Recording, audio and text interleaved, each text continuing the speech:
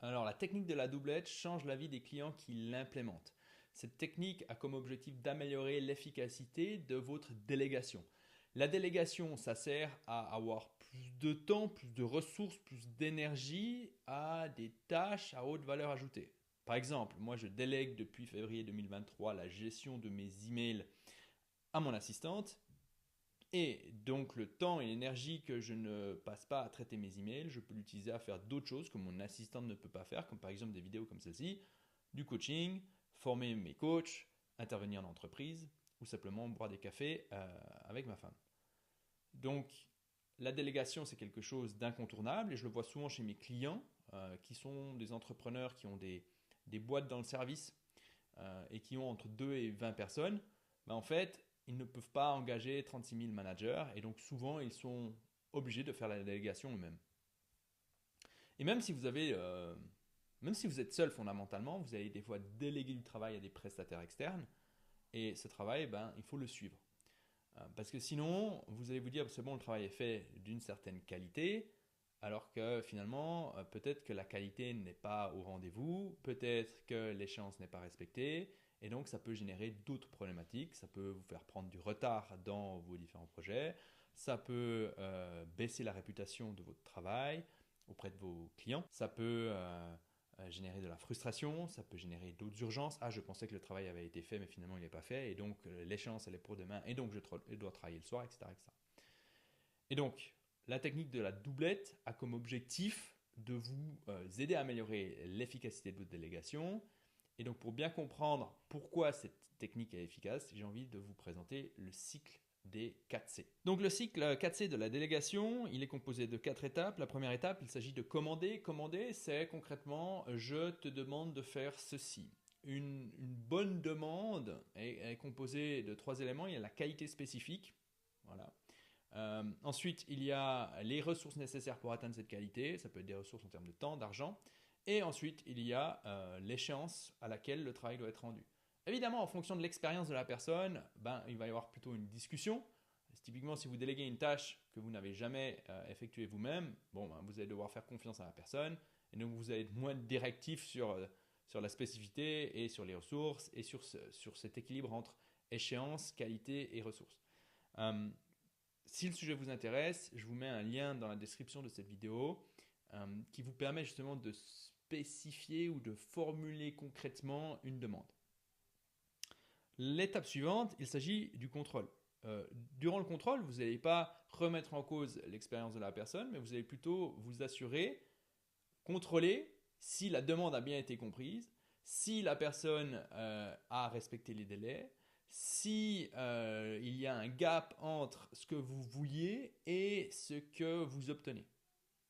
Mais ça ne s'arrête pas là. Ensuite, il y a une autre étape qui est l'étape de la correction, c'est-à-dire que s'il y a un gap, c'est-à-dire que vous avez demandé un livre de 200 pages et que finalement il y a un livre de 20 pages, ben vous avez un gap.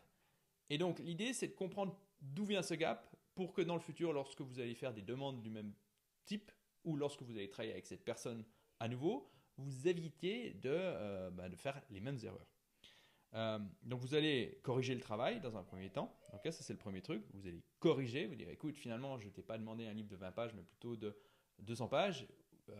Qu'est-ce qui n'a pas été clair dans ma demande, qu'est-ce qui n'a pas été bien communiqué.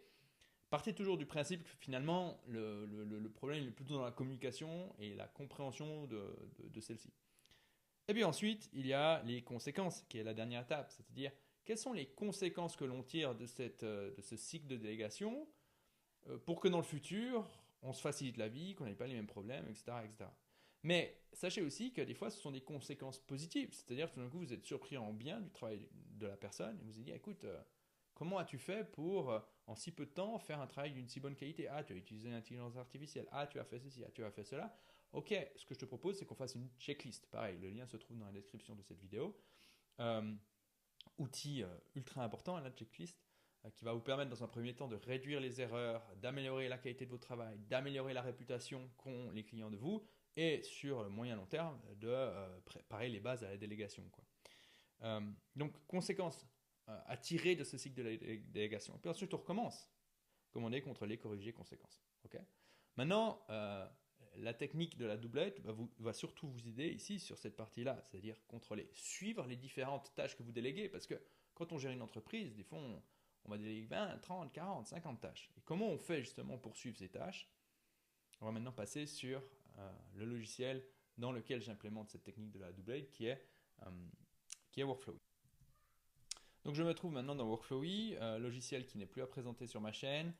J'ai perdu toute objectivité via ce merveilleux outil qui permet de faire énormément de choses. Faites vos recherches de votre côté. Ne me faites pas confiance, je suis beaucoup trop enthousiaste quand je parle de ce logiciel.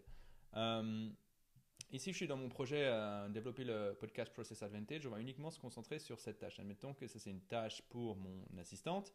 Et cette tâche est de confirmer la date du 26 février pour le prochain podcast. Je vais utiliser la technique de la doublette, donc c'est-à-dire je vais mettre deux dates. La première date, je vais mettre la date à laquelle le travail doit être fait. Par exemple, je vais prendre le 15 janvier. Et la deuxième date qui est la date de la relance. Voilà.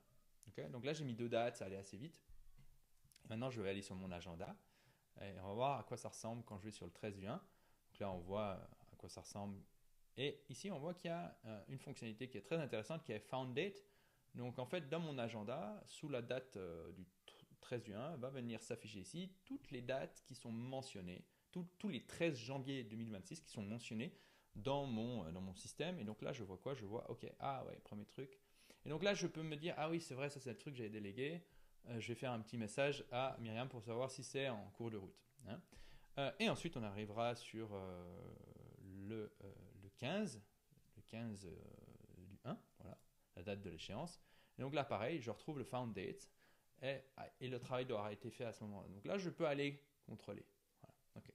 Donc ça, c'est la technique de la doublette. La plupart des clients qui l'utilisent tout d'un coup avec Workflowy, parce que évidemment, vous voyez bien que la fonctionnalité qui est superbe ici, c'est que je me trouve dans mes projets, je mets des dates, ces dates apparaissent dans mon agenda, je n'ai pas besoin d'aller dans mon agenda à la date X et renoter l'échéance, etc.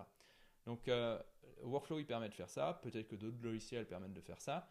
Les clients que j'accompagne et qui mettent ça en place et qui ont justement des gens à gérer, c'est incroyable. Un autre exemple, et là on va plus parler uniquement de cette fonctionnalité-là, mais par exemple, si vous faites des appels découvertes pour vos accompagnements, comme moi je le fais, d'ailleurs je vous mets le lien si ça vous intéresse dans la description, si ça vous intéresse de voir mes accompagnements et les résultats que mes clients obtiennent. En fait, je suis en train de discuter avec la personne, je prends des notes, tac, tac, tac, tac, tac, je me dis, ah ok, tu as besoin de 3-4 jours pour réfléchir, pas de problème, je mets la date, et ensuite j'ai plus besoin d'y penser, je sais que dans 3-4 jours, le système me rappelle, en fait, que je peux relancer la personne si je le souhaite, si je souhaite travailler avec cette personne. Ok, donc voilà, ça c'était la technique de la doublette, vous avez découvert deux choses, hein. La technique de la doublette qui vous aide finalement à respecter le cycle de la délégation, commander, contrôler, corriger, conséquences. Si vous souhaitez être informé des prochaines vidéos de ce genre, pensez à vous abonner et je vous souhaite le meilleur.